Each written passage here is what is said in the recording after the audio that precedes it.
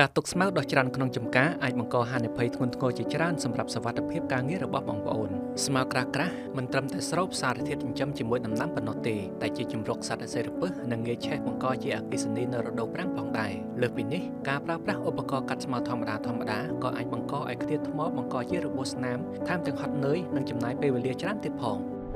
ម៉ាស៊ីនកាត់ស្មៅម៉ាកកាតានីជាដំណោះស្រាយដ៏ទំនើបនិងមានសុវត្ថិភាពខ្ពស់នាំចូលផ្ទាល់ពីប្រទេសអ៊ីតាលីដោយក្រុមហ៊ុនអង្គរក្រៀនផ្នែកត្រាក់ទ័រនិងគ្រឿងយន្តកសិកម្មកាតានីត្រូវបានរចនាឡើងសម្រាប់ជាប់ជាមួយត្រាក់ទ័រចាប់ពី35សេសឡើងទៅផ្ដល់នូវសុវត្ថិភាពខ្ពស់បំផុតក្នុងការងារកាត់ស្មៅអត្ថប្រយោជន៍សំខាន់នៃកាតានីរួមមានសុវត្ថិភាពខ្ពស់បំផុតបំពាក់ដោយរបាំងការពារដ៏រឹងមាំការពារការខ្ទេចថ្មឬវត្ថុផ្សេងភាពងាយស្រួលនិងប្រសិទ្ធភាពមានប្រព័ន្ធហៃដ្រូលីកងាយស្រួលបញ្ជានិងធ្វើការលឿនលើដីជម្រាលឬដីស្មៅបានរលូនកាត់បន្ថយហានិភ័យកម្ចាត់ស្មៅបានស្អាតល្អិតល្អន់កាត់បន្ថយហានិភ័យភ្លើងឆេះនិងលំនៅរបស់សត្វអសិរពិសសន្សំសំចៃពេលវេលានិងកម្លាំងជួយបងប្អូនសន្សំសំចៃពេលវេលានិងកម្លាំងពលកម្មបានច្រើនជាមួយនឹងប្រសិទ្ធភាពខ្ពស់និងសុវត្ថិភាពពេញលេញ